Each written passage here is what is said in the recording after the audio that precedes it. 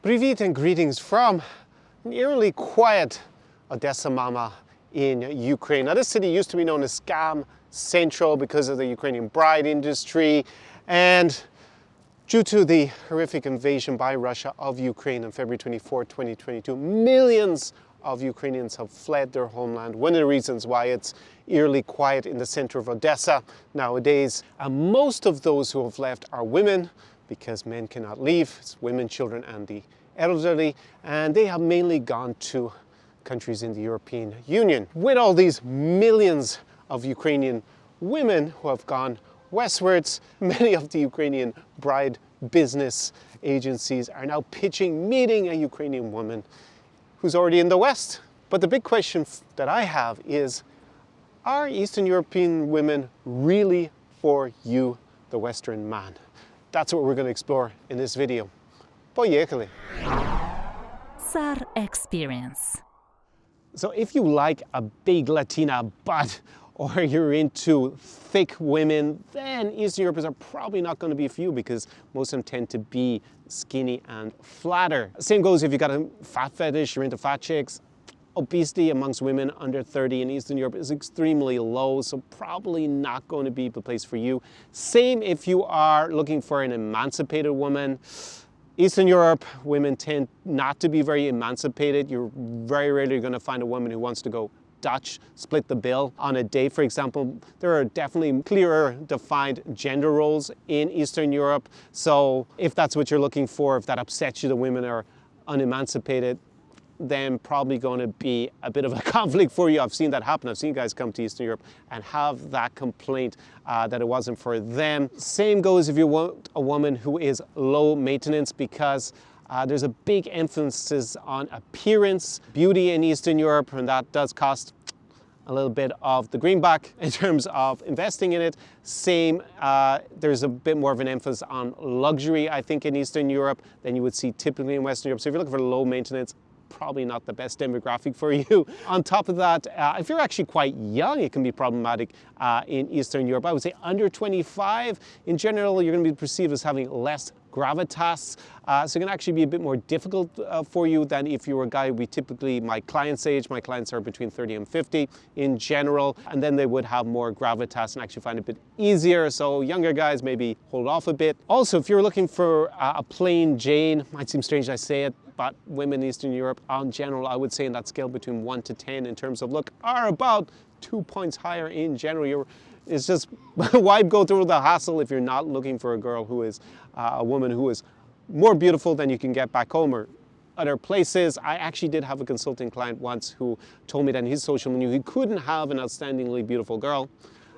He still dated Eastern Europeans though, but just be aware of that. If you're not, that yeah, the rumors are true. Women in Eastern Europe are on average more beautiful than in the West. If you are dead set against ever getting married, also going to be a big culture clash with Eastern European women, because in general they definitely want to get married, put a ring on it, as the phrase goes. Also, if you were against having children ever, then probably also going to be a bit of a clash. Bit more in Eastern Europe. Even though the fertility rates are very low in Eastern Europe, women do want to have at least one child. It tends to be 1 to 2 children. It's going to come to a big surprise for you, this next one. If you're looking for a real traditional woman, it's going to be pretty hard in Eastern Europe.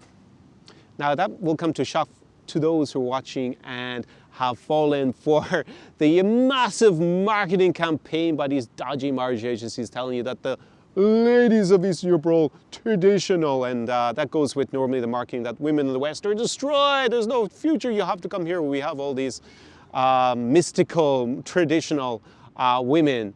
Now, here in Eastern Europe, unless you go to somewhere that, like maybe Armenia, which is very conservative Christian, or parts that are conservative Muslim, like also in the Caucasus region, and maybe a bit in Central Asia, women tend to have sex before marriage. The divorce rate is super high. I didn't mention the fertility rate. That's also lower than in the West, believe it or not. So they're not these traditional wives, you know, getting married to one man, having a body count of 1 their entire life, and then having 6 kids and staying, you know, with that man until death do them part. That kind of traditional, the real traditional sense, pretty hard to find in Eastern Europe, in fact. Not saying that traditional is good or bad. When I talk about it, just like, it is not that tradition. It is different. As I said, women are less emancipated. They are going to prioritize having the family over their career a lot more than in the West, definitely. But as I said, they're not really that traditional, and divorce is super high. It's over 50% here in Eastern Europe, possibly because they insist on getting married more than in the West as well, and they get married younger, a bit younger, not as young as they did 10 years ago. But this does result in a large number of single moms in Eastern Europe. That's one the reason I want to emphasize that it's not traditional. There is single mom central. That's actually what these marriage agencies have, these matchmakers, when they're talking about the traditional ladies. They're normally able to get, and that's presuming they're genuine. They're not just some scam agency. The women that tend to go to those agencies genuinely looking for a man from the West are single moms in their 30s, because there are so many of them in this region, even more than in the West, I would say, because divorce is just so high and they have their 1 to 2 kids. So that is overall the type of person who should probably not be looking for relationships with Eastern European women. So let's move on and talk about who should be.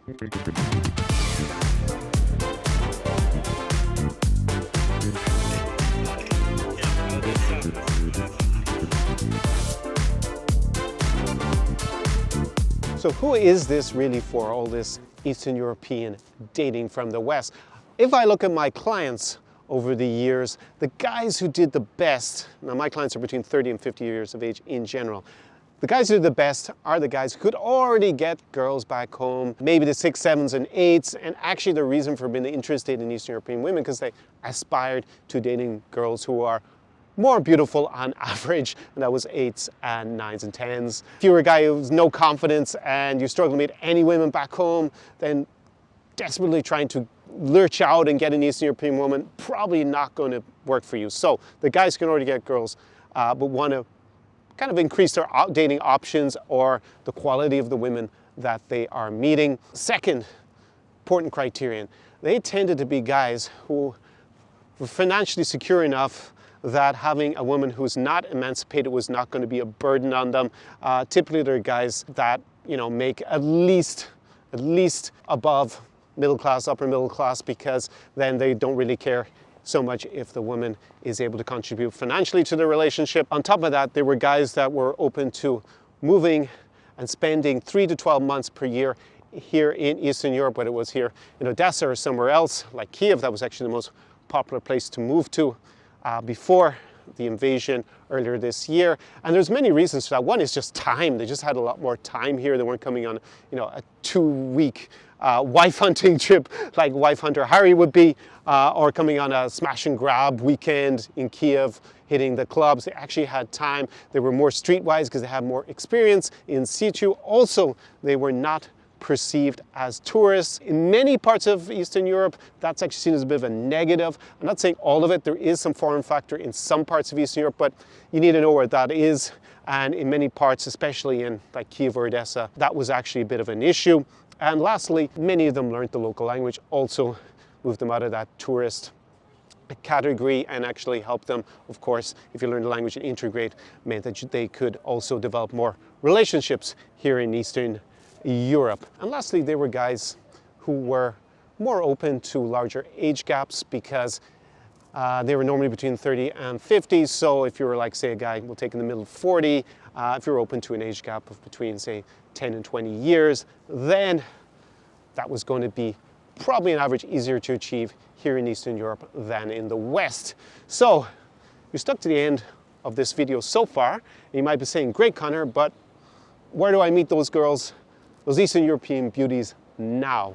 Well, if you're living somewhere in the European Union in particular, they might be in your hometown. And you should definitely hit up the places in your hometown where they tend to socialize, or in the country or geographical area where you are. If not, you can consider heading off to places where many of them have moved to. I did mention the millions of Ukrainians who are now in the West. They are mainly in the countries bordering Ukraine, like Poland and the Baltics. Also a lot went to Germany, for example. There are many in Ireland, my home country, and also in the UK. There's a certain amount, although it's a little bit harder for them to go to the UK than the rest of Europe. Other places where Eastern Europeans are gone to are places like where they have visa-free or they find it easy to go to, like Turkey, Thailand, Bali in Indonesia, for example, and other parts of the former Soviet Union like Georgia, also Kazakhstan. So many of them are there. I don't recommend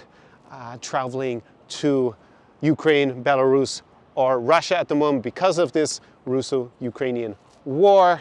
And finally, there are the other parts of Eastern Europe where they may have moved to, many of the Ukrainians, or may not have moved to, and where I've been going with my clients over the last few months, and they include neighboring Moldova, that's just up the road from here in Odessa, Kazakhstan, amazing almighty Almaty, the commercial capital of Central Asia, for example, absolutely fantastic. Got many vlogs coming from these cities in the next few weeks. And can also be to Poland, up there in the Baltics.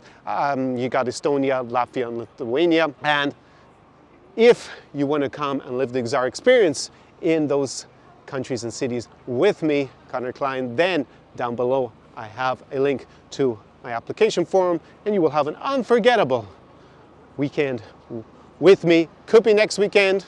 What are you doing next weekend? You could be with me, maybe in Chisinau, Moldova, Almaty in Kazakhstan, Riga in Latvia, or somewhere else in Eastern Europe. Before you go and fill out the application form, make sure I'll put it up in a card here down below in the description, a link to a video that I shot in Kharkiv, my clients last year, so you get a better idea about what the Czar experience involves. I'll put that on a full playlist so you can see the cities as I add them going forward as well. So go check that out. To sum up, maybe Eastern European women are for you, but just be aware they're not for everybody.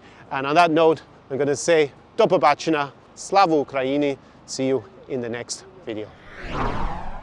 Czar Experience.